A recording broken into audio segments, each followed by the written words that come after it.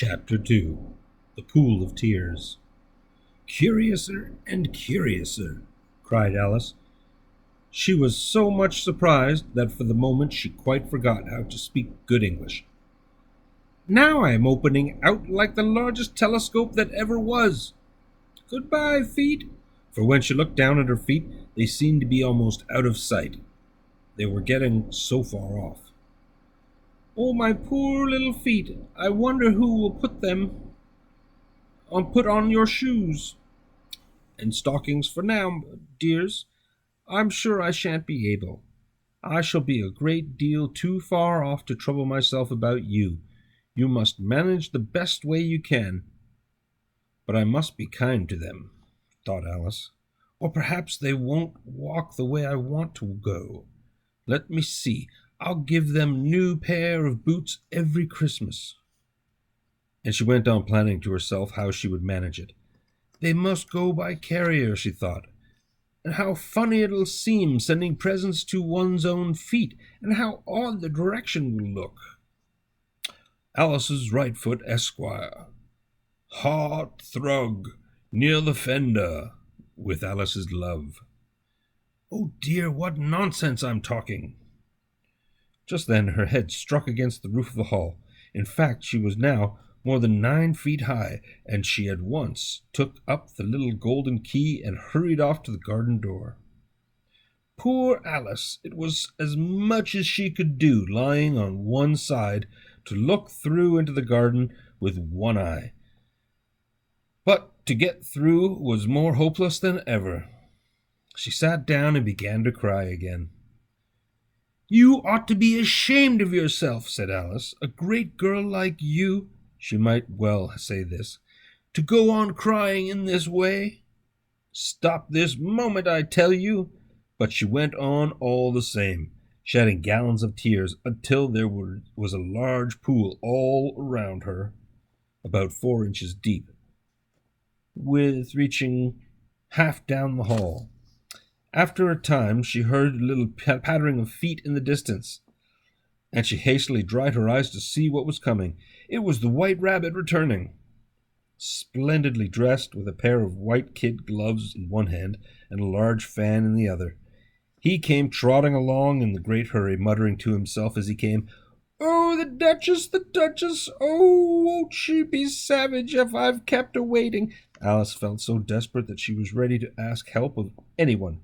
So when the rabbit came near her, she began in a low, timid voice, "If you please, sir." The rabbit started violently, dropped the white kid gloves and the fan, and scurried away into the darkness as hard as he could go. Alice took up the fan and gloves, and all the hall was very hot. She kept fanning herself all the time as she went on talking. "Dear, dear, how queer everything is today, and yesterday went on just as usual. I wonder if I've been changed in the night. Let me think, was I the same when I got up this morning? I almost think I can remember feeling a little different. But if I'm not the same, the next question is, who in the world am I? That's the great puzzle." And she began thinking over all the children she knew that were of the same age herself, to see if she could have been changed for any of them. "I'm sure I'm not Ada," she said, "for her hair goes in such a long ringlets, and mine doesn't go in ringlets at all. And I'm sure I can't be Mabel, for I know all sorts of things, and she knows such very little. Besides, and oh dear, how puzzling it all is. I'll try if I know all the things I used to know. Let me see. 4 times 5 is 12, and 4 times 6 is 13, and 4 times 7 is... Oh dear, I shall never get to 20 at that rate. However, the multiplication table doesn't signify. Let's try geography. London is the capital of Paris, and Paris is the capital of Rome, and Rome... No, that's all wrong. I'm certain I must have been changed for Mabel. I'll try and say, how doth the little..." And she crossed her hands on her lap, as if she were saying lessons and began to repeat it, but her voice sounded hoarse and strange, and words did not come the same as they used to do. How doth the little crocodile improve his shining tail, and pour the waters of the Nile on every golden scale? How cheerfully he seems to grin, how neatly spread his claws, and welcome little fishes in with gentle smiling jaws. I'm sure those are not the right words, said poor Alice, and her eyes filled with tears again, and she went on, I must be Mabel after all, and shall have to go and live in that poky little house and have next to no toys to play with, and oh, ever so many lessons to learn. No, I've made up my mind about it. Ah, if I'm Mabel, I'll stay down here. It'll be no use they're putting their heads down and saying, Come up again, dear. I shall only look up and say, Who am I then? Tell me that first. Then if I like being that person, I'll come up. If not, I'll stay down here till I'm somebody else. But, oh dear, cried Alice, with a sudden burst of tears, I do wish they would put their heads down. I'm so very tired of being all alone here. As she said this, she looked down at her hands, and was surprised to see that she had put on one of the rabbit's little white gloves while she was talking. How can I have done that? She thought. I must be growing small again.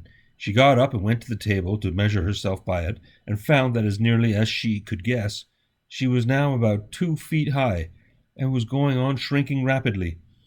She soon found out that the cause of this was the fan she was holding, and she dropped it hastily, just in time to avoid shrinking away altogether. That was a narrow escape, said Alice, a good deal frightened at the sudden change, but very glad to find herself still in existence. And now for the garden. And she ran with all speed back to the little door, but alas, the little door was shut again, and the little golden key was lying on the glass table as before. The things are worse than ever, thought the poor child, for I never was so small as this before, never, and I declare it's too bad that it is. As she said these words, her foot slipped, and in another moment, splash! She was up to her chin in salt water. Her first idea was that she had somehow fallen into the sea. And in that case, I can go back by railway, she said to herself. Alice had been to the seaside once in her life, and had come to the general conclusion that wherever you go to on the English coast, you find a number of bathing machines in the sea. Some children digging in the sand with wooden spades, then a row of lodging houses, and behind them a railway station. However, she soon made out that she was in the pool of tears which she had wept when she was 9 feet high. Oh, I wish I hadn't cried that so much, said Alice, as she swam about trying to find her way out. Oh, I shall be punished for it now, I suppose by being drowned in my own tears. That will be a queer thing, to be sure. However, everything is queer today. Just then she heard something splashing about in the pool a little way off, and she swam nearer to make out what it was. At first she thought it must be a walrus or a hippopotamus, but then she remembered how small she was now, and she soon made out that it was only a mouse that had slipped in like herself. Would it be of any use now, thought Alice, to speak to this mouse? Everything is so out of the way down here that I should think very likely it can talk. At any rate, there's no harm in trying. So she began. Oh, mouse, do you know the way out of this pool? I am very tired of swimming about here, oh mouse. Alice thought this must be the right way of speaking to a mouse. She had never done such a thing before, but she remembered having seen in her brother's Latin grammar, a mouse of a mouse to a mouse, oh mouse. The mouse looked at her rather inquisitively, and seemed to her to wink with one of its little eyes, but it said nothing. Perhaps it doesn't understand English, thought Alice. I dare say it's a French mouse, come over with William the Conqueror. For with all her knowledge of history, Alice had no very clear notion of how long ago anything had happened. So she began again.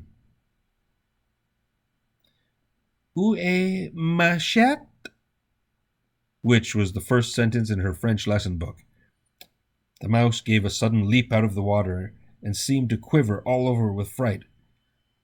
"Oh, I beg your pardon," cried Alice, hastily, afraid that she had hurt the poor animal's feelings. "I quite forgot you didn't like cats." "Not like cats," cried the mouse in a shrill, passionate voice. "Would you like cats if you were me?" "Well, perhaps not," said Alice in a soothing tone. "But don't be angry about it. And yet I wish I could show you our cat Dinah. I think you'd take a fancy to cats if you could only see her. She is such a dear, quiet thing," Alice went on, half to herself, as she swam lazily about in the pool.